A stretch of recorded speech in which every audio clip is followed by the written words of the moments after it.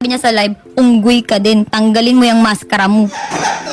Kasi sir, retoke daw po yung ilong ko. Wala naman masama kung retoke. Doon sa mga mga selosa at seloso, wag na kayo magkasintahan ng gwapo at maganda para hindi na kayo magsiselos. Wala nang aligid-aligid. Diba? So, nagsiselo siya. Baka naman may pagbasihan man para maging fair. Baka naman may pagbasihan yung pagsiselos niya. Sir, ito nga pilit kong sinasabi noon sa social media, ilabas mo kung anong dahilan ng hiwalayan natin. Bakit hindi mo malabas? Kasi sir, ayoko magsalita masisira siya. Hindi, pero ma'am, kasi wala siya rito. Subukan na tumagan. Yung bang, okay, dati malambing siya. Sabi niya, sweet. Sobra. Oh, Para siyempre, akong prinsesa. tama lang yun. Usually, ganun talaga pag naniligaw. Pag tumagal-tagal na, hindi naman lahat. Medyo pa yung pagbabago.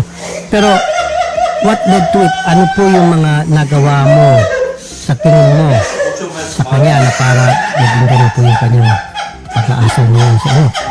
Kasi ganito po yan nag-start yan pati dun sa may nagpa-picture sa akin sa Alcoy, sa Cebu. Nag-away po kasi kami that time. Lagi kami nag-aaway. Laging punto selos. Siyempre ako nagselos din ako, pero yung pinagsiselosan ko nasa lugar. Okay. Nasa Ano po tabo. yung sa Cebu? Yung sa Cebu, sir, ganito yan Meron din kasi lumabas sa video po na nakita ko. Pero hindi po siya yung sinaktan ko. Yung mga kaibigan niya. Sir, dinipensahan ko po kasi yung sarili ko. Umakyat bumaba ako dun sa resort, nakapanty ako, nagsiswimming po ako nung that time. Tapos, pag akyat ko, galit na galit siya.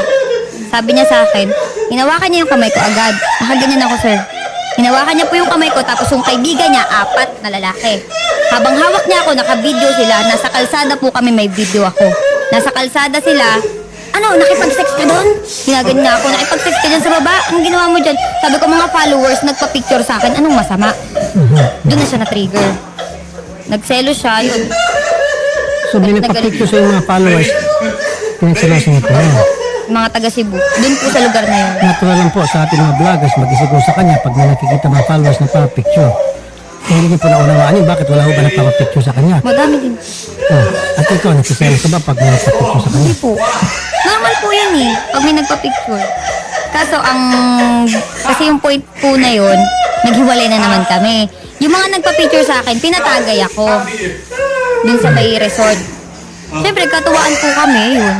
Pag akyat ko yun, nagalit na siya. Anong dahilan daw bakit si Boy Tapang siya pa sana magpapatulfo? Ano sinasabi? Pinahack ko daw po yung account niya, kaya ipapatulpo niya ako. Pagpapahak. Okay, na wala namang pumbasihan. Okay. Kayo ho ba willing ma'am na pagbatiin ko na lang kayo? Ayaw mo nga. Sayang naman po yung 3 buwan. Ay, hindi po. Hindi ako manghihinayang doon. Anong dahilan ba't nandito po kayo ngayon? Gusto ko po kasi sabihin sa kanya na kasi sa social media po tinitira na yung yung mental health ko talaga. May mga nagbabanta din. Tapos, hindi na ako makatulog ng maayos sa lahat ng sinasabi ng tao. Ganyan pala yung babaeng yan, may matanda. Kasi yung sinasabi niya pong matanda, tatay po ng anak ko yun. Na 40 years old plus. Yun yung sinasabi niya na matanda ako.